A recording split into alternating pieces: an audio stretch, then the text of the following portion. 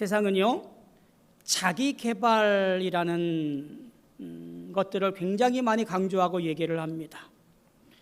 큰 서점에 가면 한쪽 부스를 완전히 자기 개발서라는 책들로 모아 놓고요, 많은 사람들이, 특별히 젊은이들이 그곳에 가서 자기 개발 책을 구입을 하고 그 자기 개발에 맞춰서 나를 뭔가 좀 더 나은 사람으로 만들어 가려고 애쓰고 수고합니다.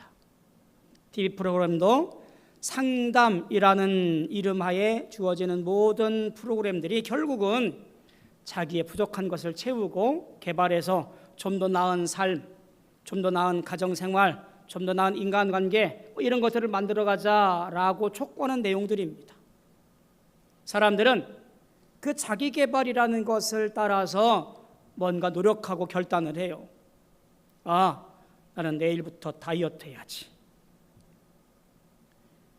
나는 뭔가 좀 나은 사람이 되어야지. 아침부터 일찍 일어날 것을 결단을 하고요, 헬스장도 가고요, 학원도 다니기 시작을 해요. 그런데 그게 얼마 가지를 못해요. 길어야 한 달? 그러면 다시 옛날 그 자리로 돌아가곤 합니다. 우리는 늘 내가 노력해서 더 나은 존재가 되어야지, 이런 생각들, 아마 이것을 가리켜서 율법주의적 틀이라고 보시면 될 것 같아요. 그런 율법주의적 틀 안에서 나를 좀 더 나은 존재로 만들려고 기대하고 애쓰고 노력합니다. 오늘 이 문제를 얘기하는 것이 아니에요. 지금 도덕 시간이 아니고요, 교양 강좌 시간이 아니에요. 우리는 신앙 안에서 오늘 말씀을 보아야 되고요, 그리고 말씀에 집중을 해야 됩니다. 뭔가 내 습관을 바꾸어서 남들보다 더 앞서가는 존재가 되자라고 하는 이야기가 아니에요. 바울 또한 그 얘기를 하는 거 아닙니다. 무엇을 말할까요? 오늘 말씀은 바울에게서 분명한 것을 말합니다. 변화라고 하는 것이 어떤 노력의 산물이 아니라 이미 일어난 사건의 결과라고 바울 사도는 6장 말씀에서 우리에게 이야기합니다. 쉽게 말하면 이런 겁니다. 더 나은 나를 만들려고 하지 마.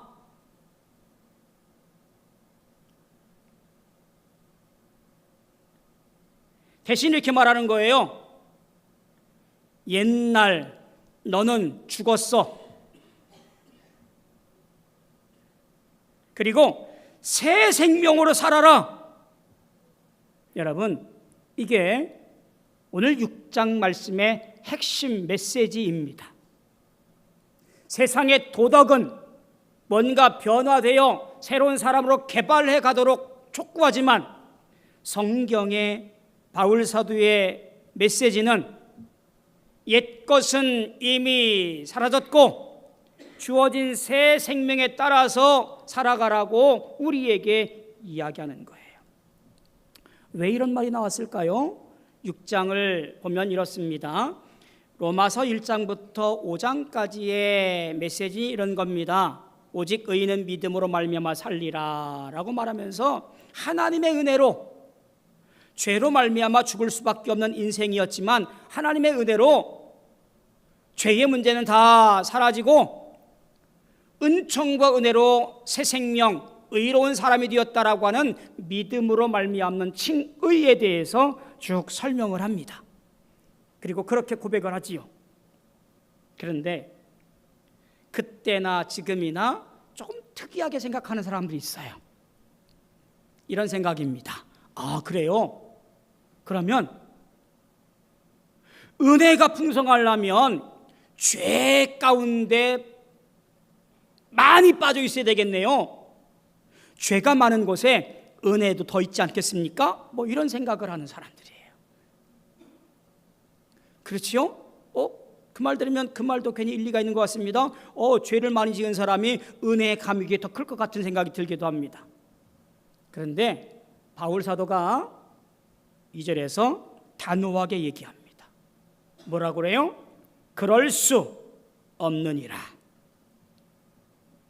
죄에 대하여 죽은 우리가 어찌 그 가운데 더 살리요? 죄가 많아야 은혜가 더 많다라고 하는 것은 있을 수 없는 얘기다. 그럴 수 없다라고 말하면서 그 이유에 대해 설명하는 것이 오늘 바로 로마서 6장 1절부터 11절까지의 말씀입니다. 우리는 이 말씀을 보면서 우리가 어떤 삶을 살아갈 것인지, 어떤 모습을 경주해야 될 것인지를 은혜 나누며 함께 결단해 가시는 시간들 되어지기를 소망합니다. 첫 번째, 우리의 옛 자아는 이미 십자가에서 죽었습니다. 할렐루야. 6절을 보십시오. 우리가 알거니와 우리 옛사람이 예수와 함께 십자가에 못 박힌 것은 죄의 몸이 죽어 다시는 우리가 죄에게 종노릇하지 아니하려 함이니. 옛사람이라고 하는 것이 무엇일까요? 단순히 무슨 나쁜 습관, 어떤 도덕적 실수 이런 것을 말하는 것이 아니에요. 옛 자아라고 하는 것은요, 하나님을 떠나서 내 자신이 중심이 되고 죄가 통치하던 시절의 나, 그러니까 죄의 지배 아래 있던, 죄의 종노릇하던 내 자신 전체를 말하는 거예요. 그게 바로 나의 옛 모습, 옛 자아라고 하는 거예요. 그 자아가 죽었다라는 겁니다. 어디에서? 십자가에서. 누구와 함께? 예수님과 함께. 잘 보셔야 돼요. 이 사건은 앞으로 일어날 일이 아니라 이미 일어난 사건이에요. 이 선언이 무슨 의미가 있을까요? 우리는 종종 이런 말들을 합니다. 야, 나는 원래 그런 사람이야. 화도 잘 내고 남을 무시하는 게 내 습관이야. 이건 고쳐지지 않아. 내 기질이 그래. 이런 부정적인 패턴을 마치 운명처럼, 자기 자랑처럼 그렇게 받아들입니다. 근데 바울은 분명히 얘기하는 거예요. 예수 믿는 사람은 뭐라고 그래요? 그 원래의 내가 죽었다고. 그것이 내 전부가 아니라고. 하나님 앞에서 더 이상 그런 옛날 모습으로 자기 자신을 규정하지 말라 라고 하시는 거예요. 따라합시다. 이미 나는 죽었습니다. 아멘. 나의 옛 모습, 나의 기질, 내 부정적인 생각, 이 모든 것들은 이미 죽었습니다. 이런 분이 있었어요. 어릴 때부터 아버지에게 이런 말을 들어요. 너는 태어나지 말아야 할 놈이야. 너는 쓸모없는 놈이야. 쓸데기 없어. 왜 태어났니? 이런 말을 어릴 적부터 들어왔어요. 그가 성장을 해서 성인이 되었어도 늘 그게 본인의 모습이에요. 나는 왜 태어났을까? 쓸모없는 놈인데, 필요 없는데 내가 왜 태어나서 부모님께 이렇게 대못을 박나? 그렇게 스스로를 포기하고 필요 없는 놈, 못된 놈, 태어나지 말았으면 좋을 놈, 이렇게 스스로를 올가매고 있을 그때에 누군가의 전도를 받고 교회에 출석하게 되었어요. 신앙생활하는 중에 로마서 6장의 말씀을 보게 된 거예요. 그리고 이 구절에 멈춰 섰습니다. 옛사람이 예수와 함께 십자가에 못 박혔다. 이 말씀이 그분의 심장을 후벼팝니다. 아버지의 말로 규정된 나, 쓸모없는 놈, 못된 놈, 필요 없는 놈, 이 옛날의 나의 모습이 십자가에서 주님과 함께 죽었다라는 이 선언이 그에게 놀라운 해방의 축복을 주는 거예요. 아, 그렇구나. 나는 이미 죽었구나. 이제 나는 아무것도 못하는 놈, 쓸모없는 놈, 필요 없는 놈이 아니라 십자가의 은혜로 하나님의 자녀가 되었고 사랑받기에 충분한 존재이구나 라고 고백했다고 그래요. 여러분, 하나님 앞에서의 나의 정체성은 내가 판단하는 것이 아니라, 남이 이러니 저러니 말하는 것이 아니라 그리스도의 부활이 결정합니다. 여러분이 묵과온 나의 옛 정체성, 그 낡은 이름표는 이미 십자가에서 끝났습니다. 할렐루야.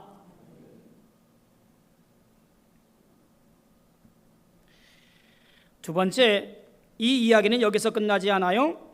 십자가 다음에 반드시 무엇이 있습니까? 부활이 있습니다.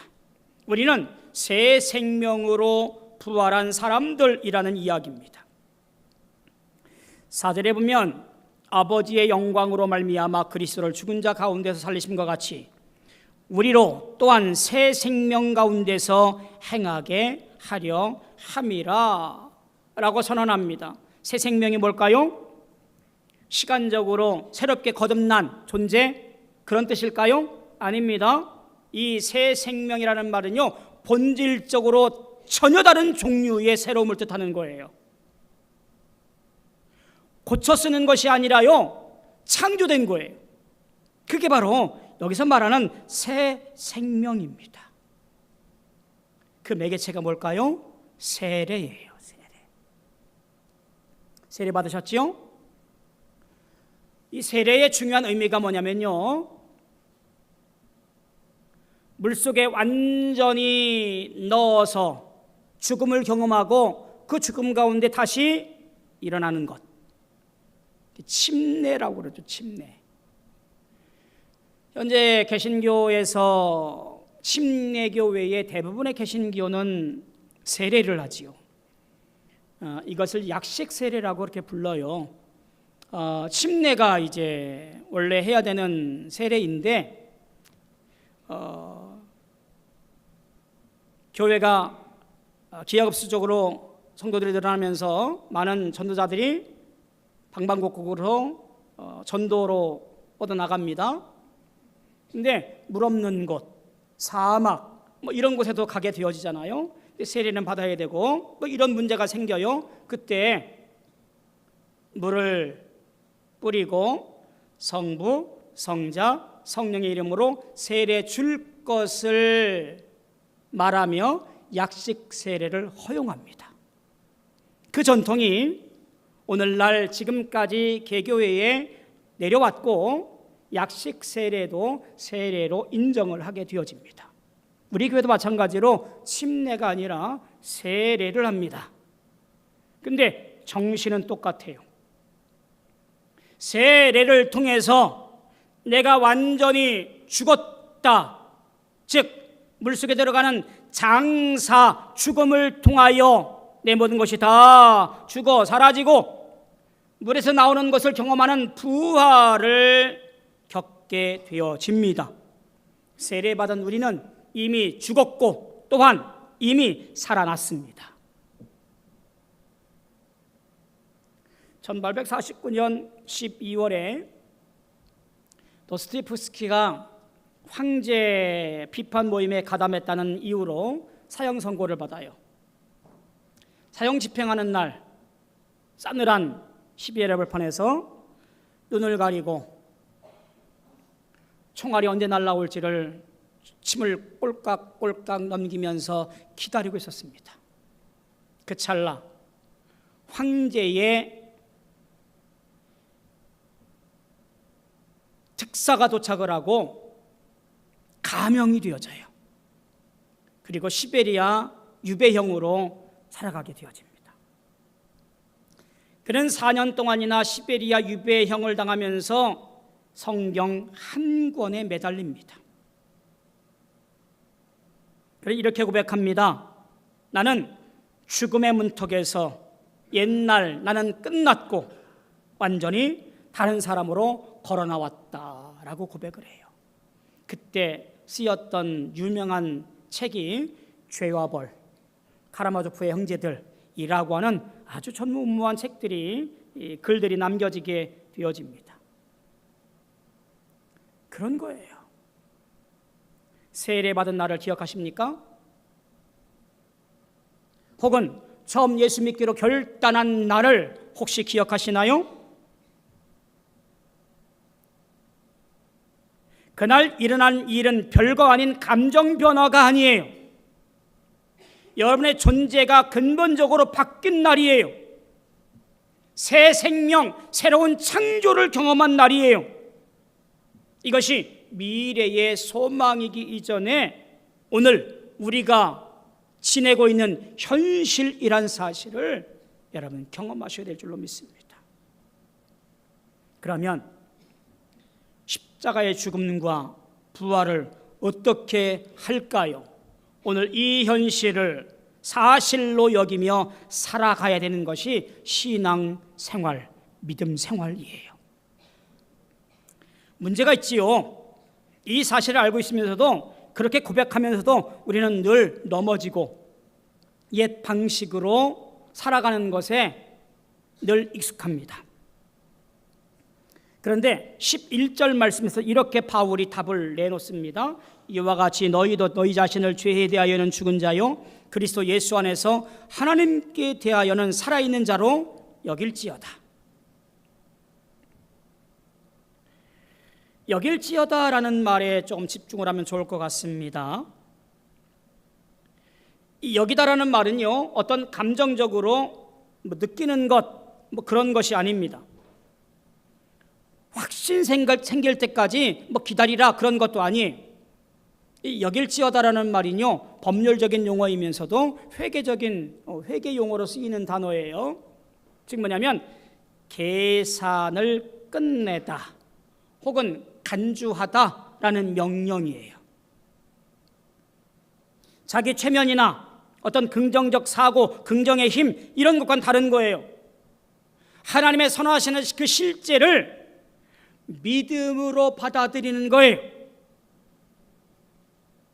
죄에 대하여 죽은 자, 예수 안에서 하나님께 대하여 살아있는 자로 선언되었으니 이를 믿음으로 받아들이라고 하는 거예요. 그것이 죽고 삶으로 오늘을 경주하는 우리 모든 성도가 간직해야 할 믿음의 본질이라고 하는 이야기입니다. 1945년 8월 15일 일본이 항복함으로 2차 세계대전이 끝났습니다. 전쟁이 끝난 거예요. 그런데 필리핀 어느 섬 동굴에서 한 병사, 일본 병사는 여전히 전쟁 중이었습니다. 전쟁 끝났다는 말을 믿지 못하고 당신 왕이 항복했다는 말을 믿지 못하고 혼자 전쟁을 하고 있어요. 참호를 만들고 밤마다 적이 돌아올지 모르니까 총을 들고 보초 쏘며 경계를 하고 그렇게 몇 년? 29년을 전쟁 끝나고 29년을 혼자 필리핀 이름 모를 섬에서 전쟁을 했대요. 그것이 1974년까지 그러했답니다. 이 사실을 받아들이지 못하고 끝난 전쟁을 계속해서 싸워온 겁니다.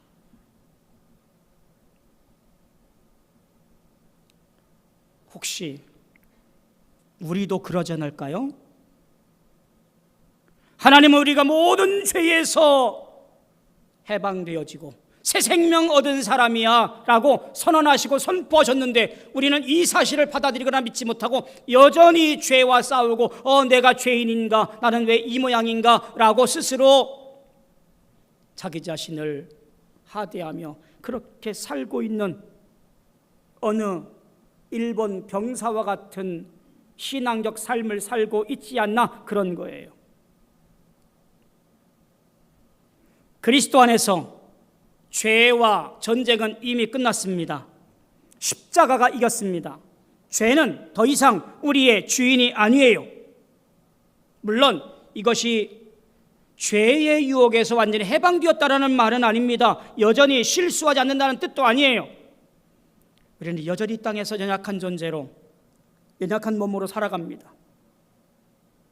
웨슬리가 점진적인 성화를 강조한 이유가 여기 있습니다. 새 생명으로 태어났지만 그 새 생명이 완전하지 꽃피기까지 하나님의 은혜 안에 자라가는 과정이 필요하다라고 가르쳤던 것과 맥을 같이 하지요. 핵심은 분명합니다.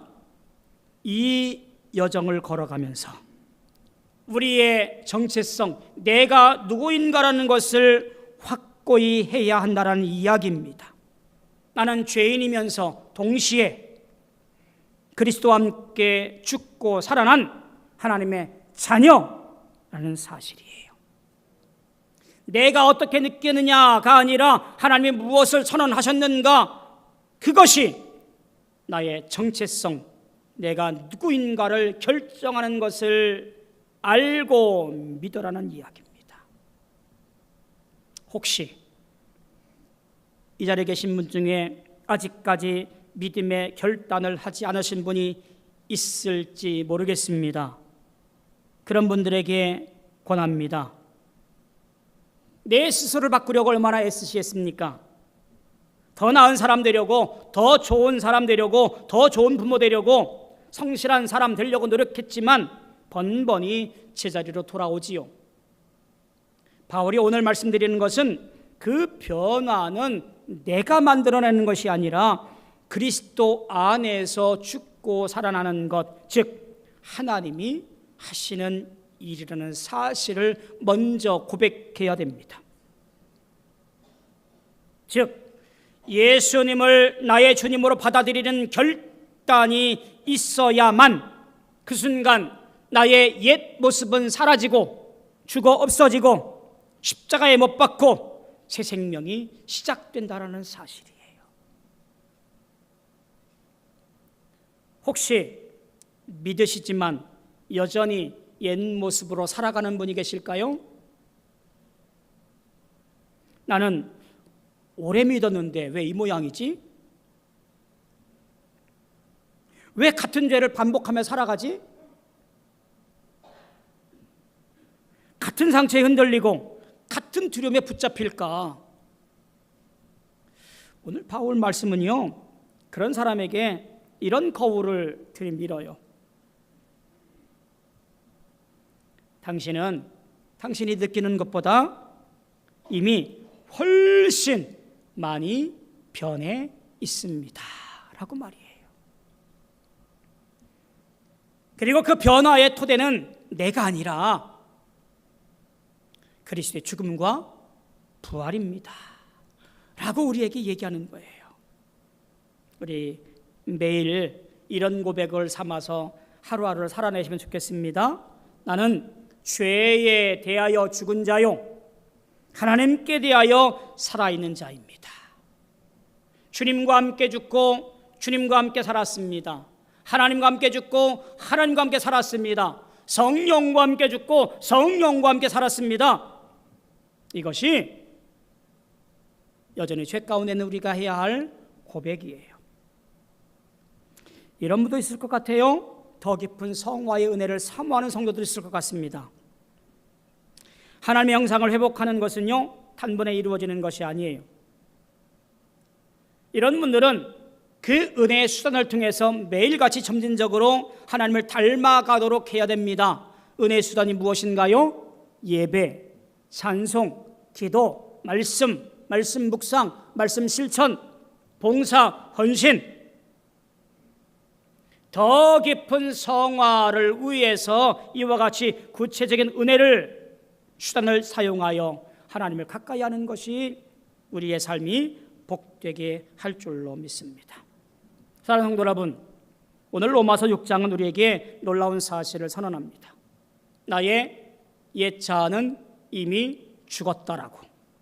그리고 이제는 그리스도와 함께 새 생명을 얻었다고. 이것은 미래의 약속이 아니라 지금 이 순간, 이것이 현재, 현실이라고 선언합니다. 더 나은 나를 만들려고 노력을 하는 것을 내려놓으십시오. 대신 하나님께서 만드신 새로운 나를 오늘부터 붙잡고 살아가십시오. 그것이 복음이 주시는 자유입니다. 일본 병사가 1974년에 전쟁이 끝난 것을 알고 정글에 나왔을 때 그의 삶이 완전히 달라졌습니다. 숨지 않아도 되었고요, 경계하지 않아도 되었고요, 자유롭게 살 수 있었습니다. 주님께서 주신 이 놀라운 자유의 삶을 기대하며 내 죄의 굴레에서 벗어나 싸움은 끝났습니다. 그리스도가 이겼습니다. 이제 이런 죄의 굴레에서 벗어나 새 생명으로 예수님과 함께 예수 안에서 기쁨과 감사와 승리함으로 사십시오. 그것이 바로 믿음 있는 성도의 모습입니다. 하나님께서 함께 하시기를 주님의 이름으로 소망하고 축복합니다. 기도하겠습니다. 주님, 오늘 이 말씀 앞에 우리의 옛자가 예수님과 함께 십자가에 못 박혔음을 고백합니다. 그리고 우리가 새 생명으로 부활했음을 감사드립니다. 오늘부터 우리가 그 현실을 사실로 받아들이고 그 믿음 위에서 살아가게 하여 주시옵소서. 더 이상 옛 사람의 이름표를 달고 살지 않게 하시고 주님이 선하신 새 이름 하나님의 자녀로 새 생명의 사람으로 살아가는 우리 모든 성도 되어지게 인도하시고 함께 하시고 역사하시고 붙잡아 주시옵소서. 예수님의 이름으로 감사하고 기도하옵나이다. 아멘.